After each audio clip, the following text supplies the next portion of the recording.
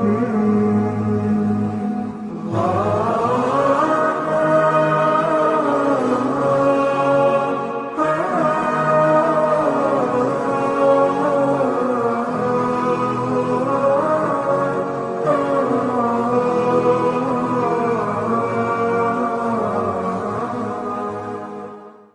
حول ولا قوة إلا بالله العلي العظيم أعوذ بالله من الشيطان الرجيم بسم الله الرحمن الرحيم الحمد لله الذي هدانا لهذا وما كنا لنهتدي لولا أن هدانا الله لقد جاءت رسل ربنا بالحق والصلاة والسلام على رسول الثقلين محبوب رب المغربين والمشرقين جد الحسن والحسين بالقاسم محمد اللهم صل على محمد وآل محمد وطيبين الطاهرين المعصومين ولعنة الله على أعدائهم أجمعين من الآن إلى قيام يوم الدين أما بعد فقد قال الله سبحانه تبارك وتعالى في كتابه المبين وهو أصدق الصادقين وقوله الحق بسم الله الرحمن الرحيم افمن کان علی بینۃ من ربہ ویتلوہ شاہد منہ ومن قبلہ کتاب موسیٰ اماما ورحمۃ اولئک یؤمنون بہ ومن یکفر بہ من الاحزاب فالنار موعدہ فلا تک فی مریۃ منہ انہ الحق من ربک ولکن اکثر الناس لا یؤمنون صدق اللہ العلی العظیم وصدق اللہ علی المرسلین والحمد للہ رب العالمین۔ سامعین کرام السلام علیکم ورحمۃ اللہ وبرکاتہ۔ آج ماہ رمضان المبارک کی 18 تاریخ ہے، گویا شب 19 ماہ رمضان جو شب ضربت مولا کائنات امیر المومنین علی ابن ابی طالب سے منسوب ہے۔ آج ہی کی شب میں یعنی وقت صبح نماز کے وقت حالت سجدہ میں مولا کائنات علی ابن ابی طالب علیہ السلام کے سر اقدس پر ابن ملجم عبد الرحمن ابن ملجم ملعون نے ضربت لگائی تھی جو زہر آلود تھی، اور امیر شام ملعون ابن ملعون معاویہ ابن ابو سفیان نے یہ زہر آلود تلوار مہیا کرائی تھی اس ملعون کو، تاکہ مولا علی ابن ابی طالب کی شمع حیات کو گل کر دے اور معاویہ کو بلا شرکت غیر بغیر کسی روک ٹوک کے شریعت اسلامی کو پامال کرنے، سیرت نبی صلی اللہ علیہ وآلہ وسلم کو رد و بدل کرنے، جعلی احادیث کا رواج قائم کرنے، قرآن کے معانی کو تبدیل کرنے، مسلمانوں کی سیرت کو ختم کرنے اور صراط مستقیم کو منہدم کرنے کا اس کا ارادہ پایۂ تکمیل تک پہنچ سکے۔ سامعین کرام، یہ آیہ مبارکہ جس کی میں نے تلاوت کی ہے قرآن مجید کے سورہ ہود کی آیت نمبر 17 ہے، جس میں ارشاد ہو رہا ہے، حضور اکرم صلی اللہ علیہ وآلہ وسلم سے مخاطب ہے، اور اس سے بڑا ظالم کون ہے جو اللہ پر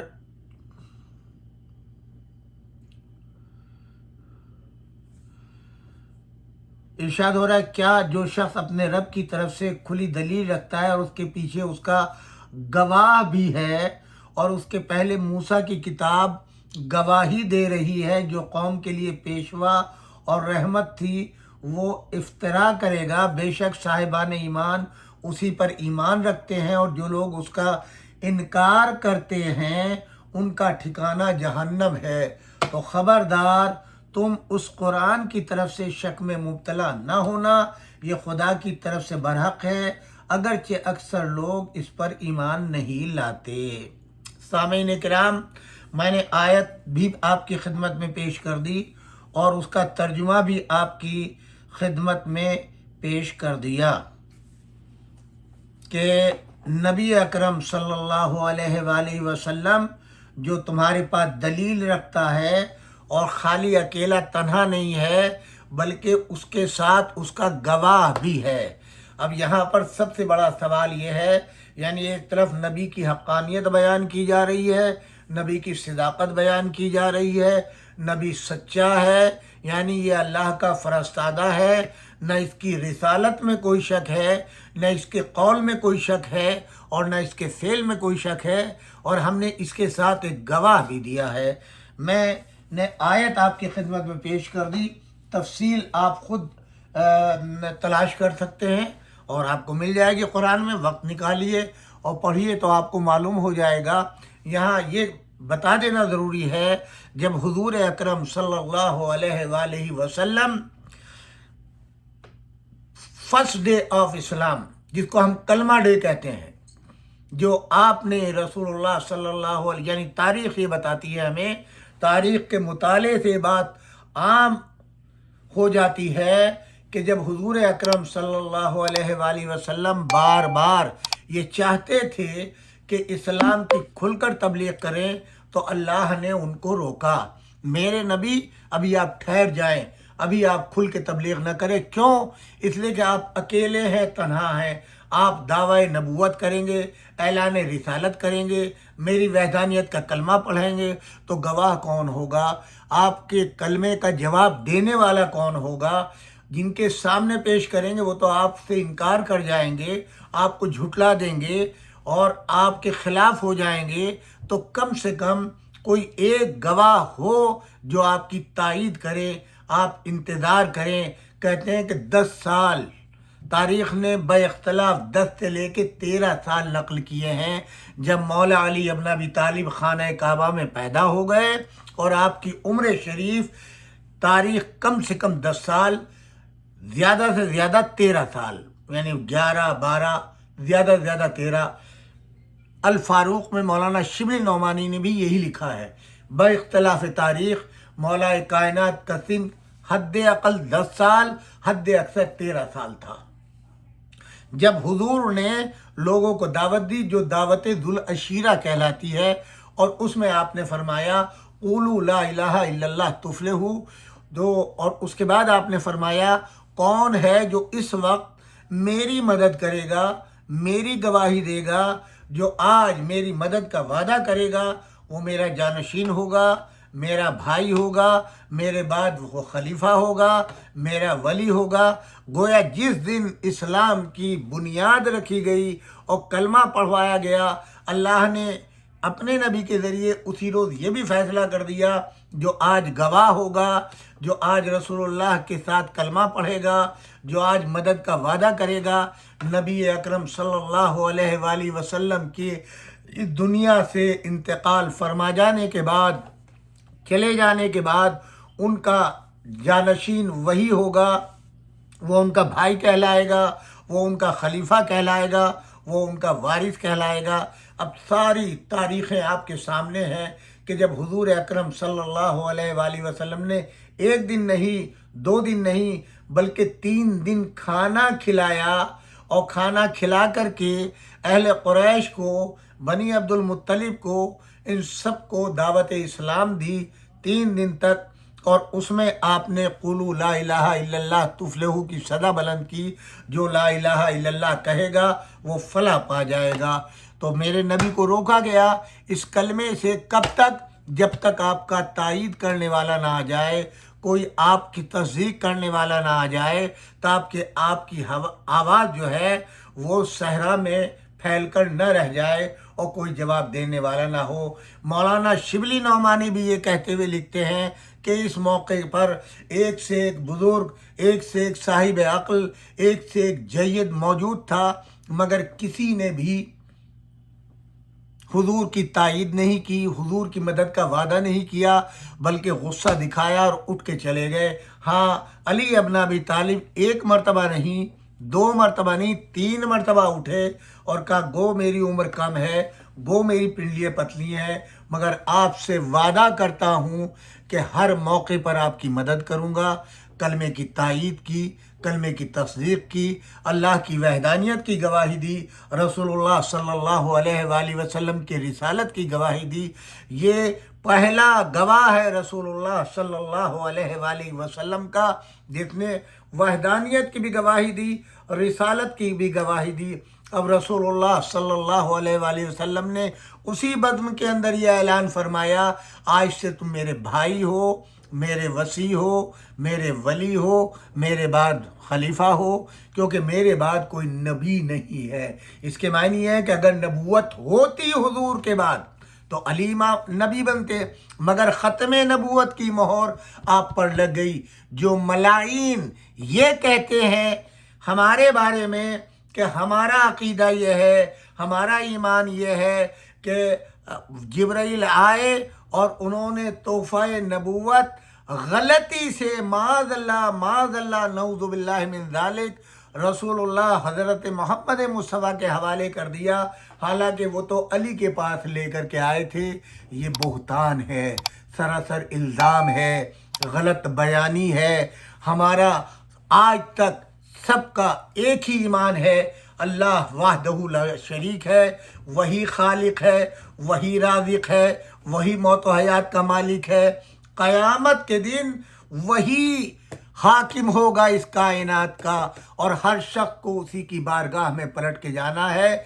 अल्लाह ने हमारी हिदायत के लिए, इस कायनात की हिदायत के लिए 1,24,000 अम्बिया भेजे, जिनके पहले हज़रत आदम हैं और आखिरी हज़रत मोहम्मद मुस्तफ़ा सल्लल्लाहु अलैहि वसल्लम है। उन पर नबूवत ख़त्म हो गई। ये अक़ीदा जिन लोगों के बारे में बयान किया जाता है ये झूठा है, इत्तिहाम है, इल्ज़ाम है। उन सब को डूब मरना चाहिए। हम बिल ऐलान कहते हैं कि हुज़ूर अकरम सल्लल्लाहु अलैहि वसल्लम आखिरी पैगंबर, आखिरी नबी, उनका दीन आखिरी दीन, उनकी किताब आखिरी किताब, और जिस किताब में कोई शक व शुबा नहीं, उस नबी में कोई शक व शुबा नहीं, और उनके गवाह अली इब्न अबी तालिब हैं। और हुजूर अकरम सल्लल्लाहु अलैहि वसल्लम ने जब कलमा पढ़वाया उसी वक्त ये ऐलान कर दिया कि मेरा भाई, मेरा जानशीन, मेरा वली और मेरे इल्म का वारिस, मेरा सब कुछ, हर चीज़ जो है उसका वारिस अली इब्न अबी तालिब हैं। इसी पर अबू लहब जो है, जिसको डांट फटकारी थी अभी कुछ देर पहले, किसी मौके में अर्ज करूंगा इन्हीं अय्याम शहादत में, तो जनाब अबू तालिब को यह कह करके तिलक करके उठा, लो अब तुम अपने बेटे की भी इताअत करो, यानी रसूलुल्लाह की रिसालत, उसके बाद में उनके बेटे की इताअत, गोया उनका नबी और जानशीन मानना। जनाब अबू तालिब ने क्या जवाब दिया, मेरा भतीजा हक बयान करता है, सच बयान करता है। यानी जनाब अबू तालिब ने अपने बेटे की विलायत का, उनकी वसायत का, उनकी जानशीन का उसी वक्त इकरार कर लिया जब रसूलुल्लाह ने क़ुलू ला इलाहा इल्लल्लाह तुफ़्लिहू की सदा बुलंद की। मैंने ये जो आयत पेश की है जिसमें इरशाद हो रहा है कि पैगंबर जो रोशन दलीलें लेकर के आया है वो कुरान अपने पास रखता है, अपना गवाह भी साथ लाया है, और वो गवाह कौन है, मौलाए कायनात अली इब्न अबी तालिब, जो तमाम मौजूदात पर हुजूर अकरम सल्लल्लाहु अलैहि वसल्लम की रिसालत का सच्चा गवाह है। उससे पहले जो किताब मूसा पर नाजिल हुई थी वो भी सरासर रहमत थी, गवाह की दलील है कि वो पैगंबर बरहक हैं। उसके अलावा अब किसी मज़ीद दलील की एहतियाज नहीं है। इस आयत बैना में कुरान मजीद है, शाहिद है, और मुराद हज़रत अली मुर्तज़ा हैं।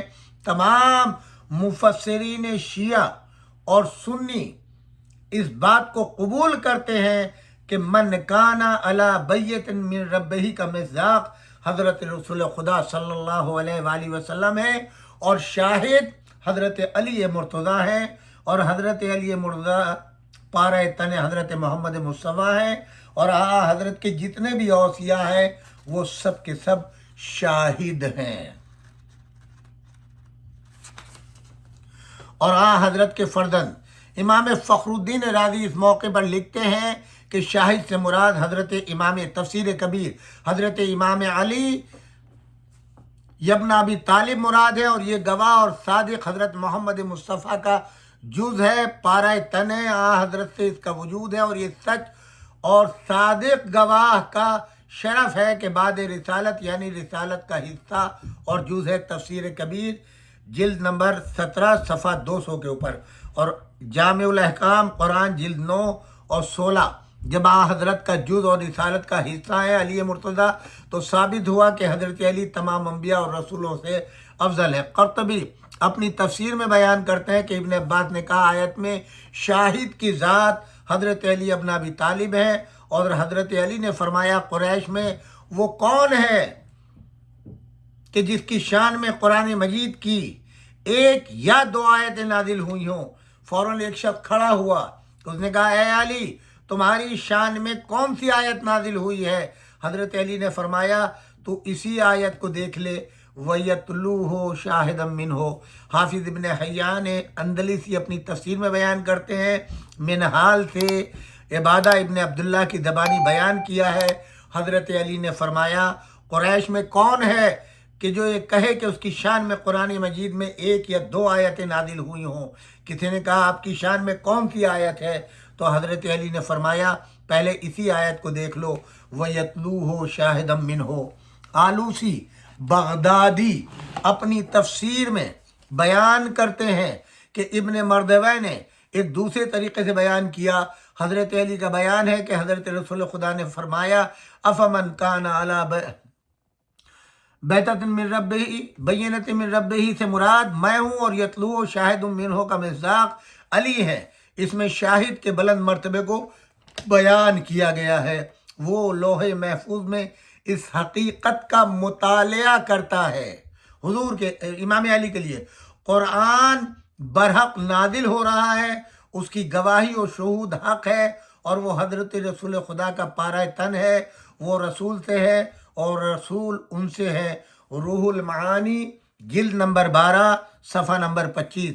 علامہ شیخ سلیمان حنفی قندوزی بیان کرتے ہیں کہ حافظ جمال الدین زرندی مدنی دارالسمتین میں اپنی اسناد کے ساتھ ابو طفیل عامر ابن وائلہ اور جعفر ابن حیان کی زبانی بیان کرتے ہیں کہ حضرت امیر المومنین کی شہادت کے بعد امام حسن نے خطبہ پڑھا اور فرمایا اے لوگو میں بشیر کا فرزند ہوں، نذیر کا بیٹا ہوں اور صاحب سراج منیر کا وارث ہوں۔ دیکھو میرے نانا عید مباہلہ کے دن میرے بابا جان کے ساتھ میدان میں آئے، میرے بابا جان نفس رسول خدا ہیں، میں اور میرے بھائی حسین ابنانا کا مصداق ہیں، اور میری مادر گرامی جو خاتون جنت رسول خدا کی تنہا بیٹی ہے وہ نساءنا کا مصداق ہیں۔ ہم حضرت رسول خدا کے اہل بیت ہیں، ہمارا گوشت ہمارا خون حضرت رسول خدا کا گوشت اور خون ہے، ہم اہل بیت حضرت رسول خدا سے ہیں، اور حضرت رسول خدا صلی اللہ علیہ وآلہ وسلم ہر روز طلوع فجر کے ہنگام ہمارے گھر تشریف لایا کرتے تھے اور فرمایا کرتے تھے الصلاۃ یا اہل البیت یرحمک اللہ، اے اہل بیت تم پر اللہ کی رحمت ہو، نماز کو برپا کرو۔ اور اس کے بعد حضرت آیہ تطہیر کی تلاوت فرمایا کرتے تھے، اور اللہ تعالیٰ نے ارشاد فرمایا افمن کان علی بینۃ من ربہ ویتلوہ شاہدا منہ، میرے نانا جان علی بینۃ من ربہ کا مصداق ہے اور میرے بابا جان یتلو شاہد منہ کا مصداق ہیں۔ ینابیع المودت صفحہ 479۔ حموی نے بھی ابن عباس کی زبانی اپنی اسناد سے اذان سے نقل کیا ہے، زادان سے نقل کیا ہے۔ وہ کہتے ہیں حضرت علی نے فرمایا حضرت رسول خدا فمن کان علی بینۃ کا مصداق ہے، اور یتلو شاہد منہ کا مصداق میں ہوں۔ حافظ جلال الدین سیوطی اپنی تفسیر میں بیان کرتے ہیں کہ ابن ابی حاتم و ابن مردوہ اور ابو نعیم نے حضرت علی کی معرفت کے سلسلے میں بیان کیا۔ حضرت علی نے فرمایا قریش میں کوئی شخص ایسا نہیں ملے گا جو یہ ادعا کر دے کہ قرآن کی کوئی ایک آیت اس کے بارے میں نازل ہوئی ہو۔ ایک آدمی نے کہا کیا آپ کے بارے میں قرآن مجید میں کچھ کہا ہے؟ تو حضرت علی نے فرمایا کیا سورہ ہود میں یہ آیت تو نے نہیں پڑھی؟ افمن کان علی بینۃ من ربہ ویتلوہ شاہدا منہ، وہ وہی شاہد میں ہوں۔ آیت کا یہ حصہ میرے بارے میں ہے۔ ابن مردوہ اور ابن عساکر نے حضرت علی کی زبانی اس آیت کے ذیل میں بیان کیا ہے۔ حضرت علی نے فرمایا فمن کان علی بینۃ من ربہ کا مصداق رسول خدا ہے اور شاہدہ منہ میں ہوں۔ تفسیر در منصور جلد 3 صفحہ 324۔ اس کے بعد حافظ ابو جعفر محمد ابن جریر طبری اپنی تفسیر میں لکھتے ہیں کہ مجھ سے حدیث بیان کی محمد ابن امارت الاسدی نے۔ انہوں نے کہا کہ ہم سے زریق ابن مرزوق نے بیان کیا، انہوں نے کہا ہم سے صباح الفرا نے بیان کیا۔ وہ کہتے ہیں حضرت علی نے فرمایا قریش میں کوئی بھی ایک تو نہیں کہ جو ادعا کر سکے قرآن مجید کی ایک یا دو آیتیں اس کے بارے میں نازل ہوئی ہوں۔ کسی نے کیا آپ کے بارے میں قرآن مجید میں کچھ ہے؟ تو حضرت علی نے فرمایا کیا تو نے سورہ ہود میں یہ آیت نہیں پڑھی؟ وَيَتْلُوهُ شَاهِدًا مِّنْهُ، شاہدہ منہ میری ذات ہے۔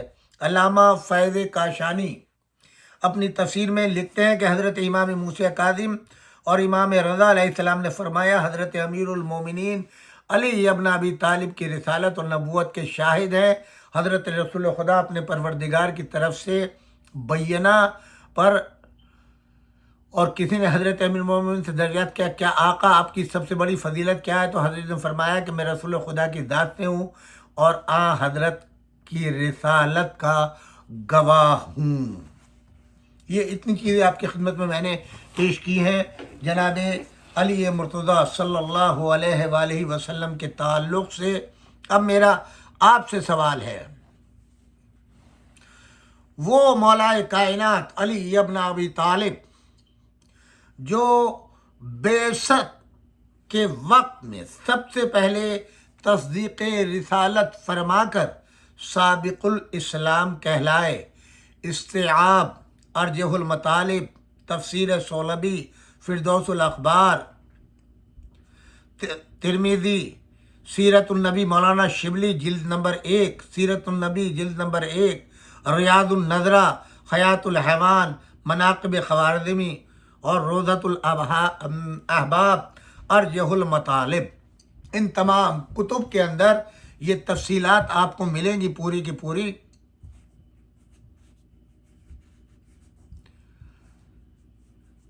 کہ وقت ہجرت اپنی جان کو بیچ کر مرضات الہی حاصل کی، وہ علی جو ہر غزوے میں سرکار رسالت مآب کے علمبردار رہے، غزوہ بدر میں کفر کی گردن توڑ کر بدر کا ہیرو کہلائے، جو احد کے میدان میں جبکہ رسول اللہ صلی اللہ علیہ وآلہ وسلم کے سب ساتھی جو جان نثاری کا دعویٰ کرتے تھے صف اول میں بیٹھتے تھے، حضور کے سامنے دو زانو رہتے تھے، وہ سب کے سب میدان میں نبی کو اکیلا نرغہ ادا میں چھوڑ کر بھاگ گئے۔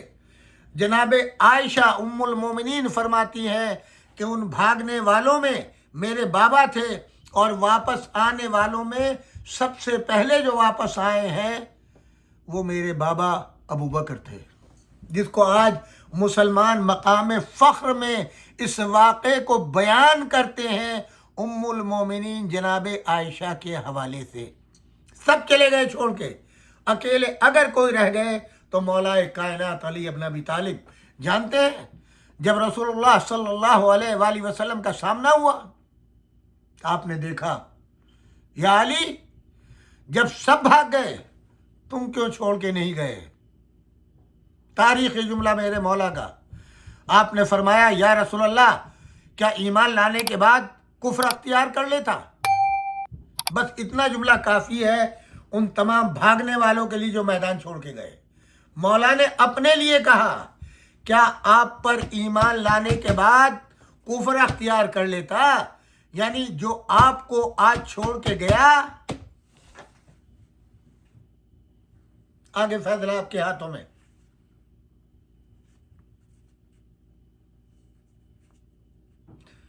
آپ جان نثاری میں ثابت قدم رہے اور عرصہ لا فتح کے شاہ سوار ہیں. اسی میں جب اکیلے یکا و تنہا مقابلہ کیا مشرکین مکہ کا، سب چھوڑ کے گئے حضور کو، تلوار ٹوٹ گئی. اور یہاں علامہ طالب جوہری کا ایک جملہ نقل کرتا چلوں جو آپ نے ایک تقریر میں فرمایا کہ اس وقت جناب رسول خدا صلی اللہ علیہ وآلہ وسلم نے، آپ کے ایک صحابی اور تھے جناب عناقہ، ان کی بھی تلوار ٹوٹ گئی تھی. جنگ کرتے ہوئے مولا علی کی بھی تلوار ٹوٹ گئی. دونوں نے ایک ساتھ سوال کیا، یا رسول اللہ میری تلوار ٹوٹ گئی. وہاں پہ ایک درخت تھا، حضور اکرم صلی اللہ علیہ وآلہ وسلم نے ہاتھ بڑھایا اور اس شجر کی ایک شاخ لی اور توڑ کے جناب اساقہ یا عناقہ جو بھی نام ہے ان کو حوالے کی، اور ان کے ہاتھ میں آتے ہی یہ کمال رسالت تھا کہ درخت کی شاخ کو توڑا اور سائل کو دی جو تلوار مانگ رہا تھا، اس کے ہاتھوں میں تلوار ہو گئی آتے ہی. مولا علی نے بھی سوال کیا، یا رسول اللہ میرے لیے بھی میری تلوار ٹوٹ گئی. آپ نے کوئی جواب نہیں دیا. بھائی جب ایک کو شاخ دے دیے توڑ کے وہ تلوار بن گئی تو یہاں بھی ایک معجزہ دکھاتے ہیں، مگر ان کو تلوار نہیں دی، ان کو کوئی درخت کی شاخ نہیں دی. کچھ دیر گزری تھی کہ ایک آواز گونجی، لا فتح الا علی لا سیف الا ذوالفقار. یعنی یہ اعلان سند تھا، آج کوئی مرد نہیں سوائے علی ابن ابی طالب کے، اور کوئی تلوار نہیں سوائے ذوالفقار کے. میرے بھائی ہو، میرے جانشین ہو، میرے بعد تم میرے خلیفہ ہو، مگر جس نے میری مدد کے لیے بھیجا ہے تم یہاں کے نہیں ہو، وہاں کے ہو، تو اسلحہ بھی وہیں سے آئے گا. تلوار لوہے کی ہوتی ہے، لوہا آسمان سے نہیں برستا، زمین سے نکلتا ہے. یہ پہلی تلوار ہے اور آخری تلوار ہے جو آسمان سے نازل ہوئی، جس کا نام ذوالفقار ہے، اور علی کے ہاتھ میں آ گئی. علی کے بعد امام حسن وارث. امام حسن جبرائیل کس کے پاس لائے؟ علی کے پاس نہیں لائے، رسول اللہ کے پاس لائے. رسول اللہ نے اس تلوار کو کسے دیا؟ امام علی کو. اب وہ امام علی کی ملکیت ہے، اور امام علی کے بعد یکے بعد دیگر امام حسن، امام حسین، امام زین العابدین. آج وہ تلوار وارث علی ابن ابی طالب، وارث رسول اللہ، ان کے پاس ہے، ذوالفقار.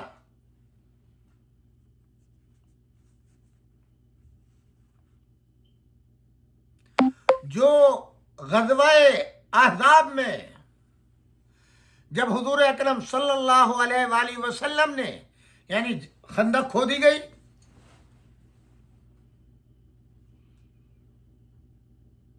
جناب سلمان فارسی کے مشورے سے مدینے کے اطراف میں.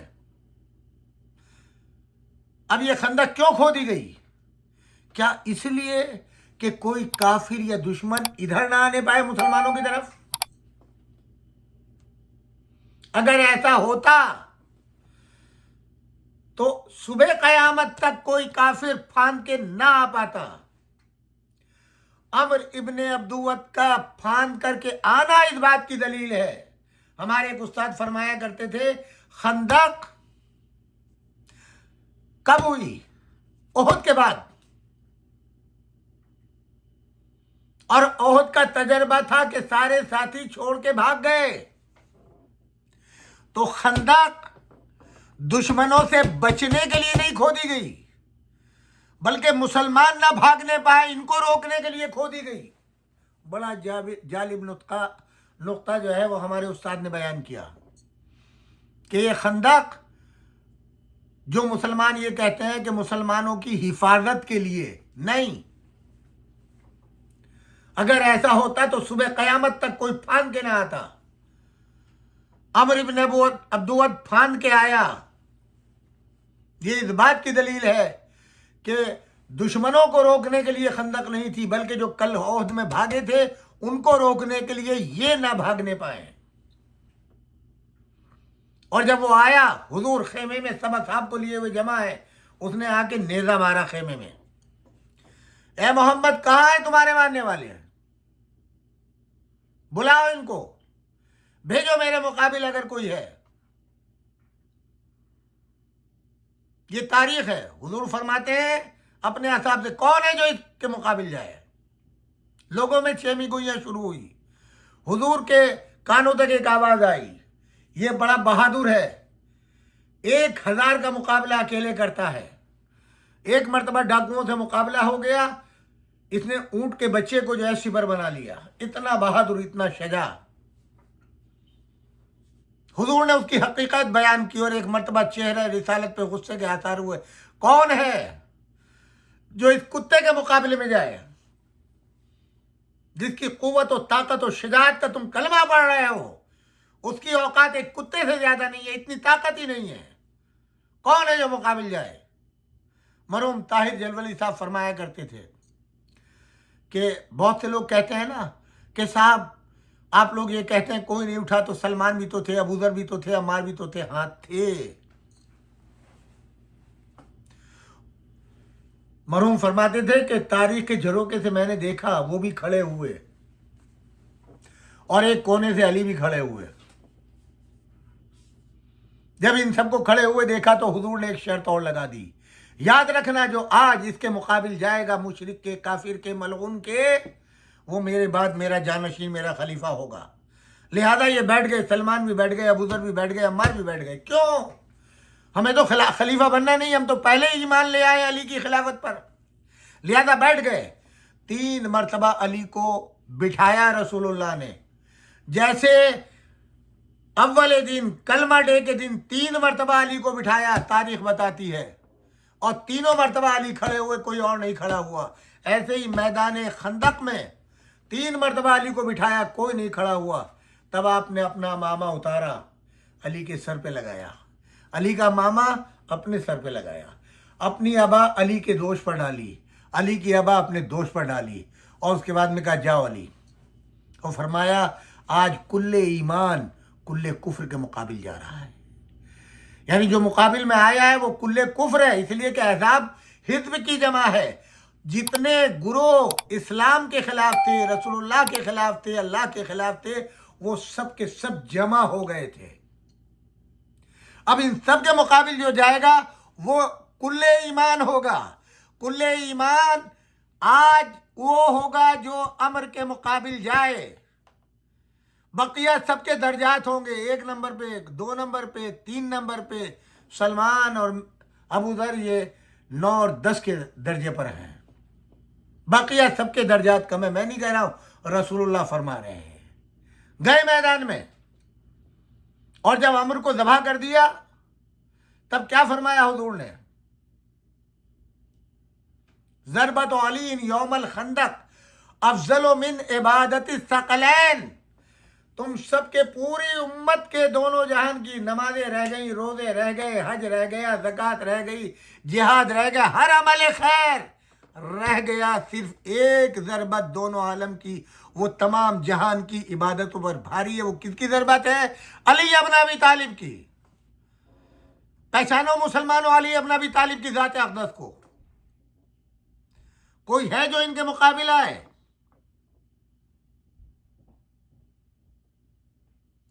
وہ علی جو غزوہ خیبر میں مسلمانوں کی 39 دن تک جو بھاگ کے میدان سے آئے، ناکام آئے، تب 40ویں دن اسلام کی لاج کس نے رکھی؟ علی ابن ابی طالب نے۔ جو حدیبیہ میں کاتب وحی، صلح نامہ، رسول اللہ کے سیکریٹری بنے، وہ جو علی غزوہ حنین میں اس وقت جب کہ بہادری کی شہرت رکھنے والے بھی میدان خالی کر کے چلے گئے، کفار و مشرکین کو آخری شکست دینے والے علی ہیں، جو فتح مکہ کے دن دوش رسول پر سوار ہو کر مہر نبوت کا نگینہ بن کر بت شکنی کے فرائض انجام دے رہے ہیں، اور اللہ کے گھر اور مرکز توحید قبلہ اول کو بتوں کی قبلہ انام کو بتوں کی نجاست سے پاک کرنے والے ہیں۔ تبوک میں رسول اللہ کے جانشین اور خلیفہ بن کر رسول اللہ صلی اللہ علیہ وآلہ وسلم کی قائم مقامی کے فرائض انجام دے رہے ہیں، اور مکے میں محضر سورہ برات پر اہل بیت کی مہر ثبت کر کے علی منی وانا منہو کے اعلان سے سرفراز اور سربلند ہوئے۔ وہ علی جن کو تاریخ اسلام نے سے جدا نہیں کیا جا سکتا، ان کے کچھ ایسے امتیازات ہیں جن میں یہ منفرد ہیں۔ ان میں سے سب سے یہ پہلے کہ علی نے کبھی زندگی میں بتوں کے سامنے سر نہیں جھکایا، جس کی وجہ سے آپ کرم اللہ وجہہ کہلائے۔ یہ تمام کتاب جن کتابوں کا حوالہ دیا ہے، یہ سارے فضائل اس میں موجود ہیں۔ اور جب سب کے سب اصحاب ازواج ان سب کے دروازے جو مسجد میں کھلتے تھے وہ بند کرا دیے۔ علی ابن ابی طالب علیہ السلام نے بھی اپنے دروازے کو بند کرنا شروع کر دیا۔ ایک دم وحی آئی، میرے نبی علی کو منع کرو، علی کا دروازہ بند نہیں ہوگا۔ کیوں بند نہیں ہوگا؟ علی میرے ہیں، سب کے دروازے بند۔ تاریخ میں خرقہ ابو بکر کے نام سے ملے گا، یعنی انہوں نے اپنے دروازے کو بند کر کے کھڑکی بنا لی، ونڈو لگا لی، خرقہ ابو بکر کے نام سے تاریخ میں ملے گا۔ حضور نے دیکھا جب نماز پڑھنے کے لیے مسجد میں آئے تو بہت سے اصحاب نے ونڈو بنائی اور آدھا آدھا دھڑ باہر نکال کے جھانک رہے تھے۔ حضور نے دیکھا یہ کیا بدتمیزی ہے، میں نے دروازے بند کرنے کا حکم دیا اللہ کے حکم سے اور تم نے ونڈو بنا لی۔ حضور نے ایک مرتبہ غصے میں فرمایا خبردار، اتنا بھی سوراخ نہ ہو کہ ادھر کی چیمٹی ادھر نکل جائے۔ اگر ان کی کھڑکیاں بنی رہتی تو علی کے دروازے پہ اعتراض نہ ہوتا۔ اچھا، ہماری کھڑکیاں تک گوارا نہیں اور ان علی کا دروازہ؟ باقاعدہ ہجوم ہوا، شکوہ ہوا، شکایتیں ہوئیں، اور حضور کی لاچا دی گئی۔ میرے بھائیوں، میرے دوستوں، میرے ساتھیوں، میں نے کسی ایک کے دروازے کو بند نہیں کیا، نہ میں نے علی کے دروازے کو کھلوایا۔ اللہ کا حکم تھا تم سب کے دروازے بند ہوں، علی کا دروازہ کھلا رہے۔ مسجد النبوی کا احترام خانہ کعبہ سے کم نہیں ہے۔ جو احکامات خانہ کعبہ کے طہارت سے متعلق ہیں وہی مسجد النبوی کے ہیں۔ علی و فاطمہ کا دروازہ مسجد میں کھل گیا، چاہے مسجد میں رہے اور چاہے گھر میں رہے۔ علی کا گھر اللہ کا گھر، اللہ کا گھر علی کا گھر۔ پہچانا مرتبہ؟ اب طہارت پہچانو۔ جو طہارت مسجد کی، جو طہارت کعبے کی، وہ طہارت علی و فاطمہ کی، وہ طہارت حسنین علیہ السلام کی، اگر امت میں کسی کو یہ مقام آج تک ملا ہو تو بتاؤ۔ مسلمانوں ڈوم مرو، ایسے طاہر و مطہر سچے گواہ، کل ایمان، امام وقت، امام المتقین کو چھوڑ کر خاطیوں کے پیچھے جاؤ، گنہگاروں کے پیچھے جاؤ، جن پر خدا و رسول کی لعنت ہو ان کے پیچھے جاؤ۔ آج تم سیرت معاویہ پہ عمل کرتے ہو، بنی امیہ کے کرداروں پر عمل کرتے ہو، ان کی گڑھی ہوئی حدیثوں پہ عمل کرتے ہو، ان کے قرآن کے ترجموں پر عمل کرتے ہو۔ امام برق کو چھوڑ دیا، جو صراط مستقیم تھا اس کے راستے کو ترک کر دیا۔ بتلاؤ کون تھے وہ جو حضور کے وفات کے بعد علی کے گلے میں رسن ڈالنے آئے اور بیعت کا سوال کرنے آئے؟ وہ کون ملائن تھے جنہیں نے علی و فاطمہ کے دروازے پہ آگ لگائی؟ لکڑیاں جمع ہوئی، کیا اس حکومت کو عدالت کے کٹہرے میں کھڑا نہیں کریں گے جن کی سرپرستی میں یہ سب کام ہوتا رہا؟ یہ باتیں امت کو بتائیں، عوام کو بتائیں۔ جس دروازے پر جبرائیل امین صبح و شام سلام کرنے آتا ہو، ملائکہ آتے ہوں، آج بھی وہ دروازہ باب جبرائیل کے نام سے علی و فاطمہ کے گھر کے اوپر ہے، مسجد النبوی میں۔ اس دروازے کو امت کے لوگ آگ لگانے والے کون تھے؟ بتاؤ مجھے، ڈھونڈو، تلاش کرو۔ اور پھر کہتے ہیں کہ ان ظالموں کا احترام کرو، ان کی اطاعت کرو۔ کیا علی و فاطمہ پر ظلم و ستم کرنے والے جنت میں جائیں گے؟ آل رسول پر ظلم و ستم کرنے والے جنت میں جائیں گے؟ استغفر اللہ من ذالک، انا للہ۔ آج اس منار اسلام و منار ایمان کو منہدم کر دیا گیا۔ حضور نے فرمایا سب سے پہلا اولین و آخر میں ظالم وہ تھا جس نے ناقہ صالح کے پیروں کو کاٹا اور اسے ذبح کیا۔ اس کے بعد اولین و آخر میں جو دوسرا ظالم ہوگا یا علی، وہ ہوگا جو تمہارے سر پر ضربت لگائے گا۔ یہ خون معاویہ اور اس کے حواریوں کے سر پر ہے، اور جو ان کی حمایت کرتا ہے وہ بھی قاتلان امیر المومنین علی ابن ابی طالب پر میں شامل ہوگا۔ اللہ کے رسول نے لعنت کی ہے اس پر جو علی کا قاتل ہے، ناقہ صالح کا قاتل ہے، اور ہم سب کی، ملائکہ کی، مومنین کی لعنت ہے ان سب پر جنہوں نے علی و فاطمہ پر ظلم و ستم کیا۔ انہی کلمات کے ساتھ انشاءاللہ یہ سلسلہ ہمارا جو ہے مسلسل 4 دن اس موضوع پر رہے گا۔ اللہ آپ سب کو سلامت رکھے، آپ کے رزق میں خیر و برکت دے، آپ کو کسی کا محتاج نہ رکھے سوائے غم اہل بیت کے۔ بھئی یہی دعا ہے پروردگارہ، جب دم نکلے تو علی کی محبت پر، علی کہتے کہتے دنیا سے جائیں، کیونکہ اسی کے ذریعے نجات ہے، اسی کے ذریعے شفاعت ہے، اسی کے ذریعے سلسبیل کا چشمہ جو ہے جو جاری ہے، اس سے علی کے ہاتھوں سے سیراب ہوں گے، انہی کے بینر کے نیچے جمع ہوں گے، انہی کی میت میں شفاعت ہوگی، اور انہی کے سائے میں جنت میں جائیں گے۔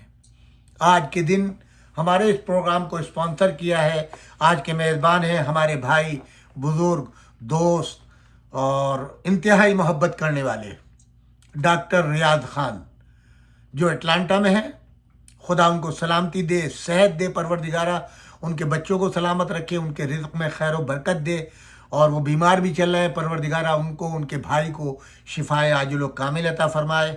میری گزارش ہے آپ سب سے، آپ اپنے مرحومین کے لیے، میرے مرحومین کے لیے، میرے خانوادے کے مرحومین کے لیے، اور جناب باقر رضوی صاحب، مولانا تلمیذ رضوی صاحب قبلہ کے لیے، بالخصوص ڈاکٹر ریاض خان صاحب کے والدین، ان کی ہمشیرہ بہنوئی، والد جناب غلام نبی خان ابن محمد خان، والدہ کرم سوائی بنت نور خان، بہنوئی محمد افضل خان ابن محمد خان، اور بہن وزیرہ مائی بنت غلام نبی خان، اور تمام مرحومین کے لیے سورۃ الفاتحہ۔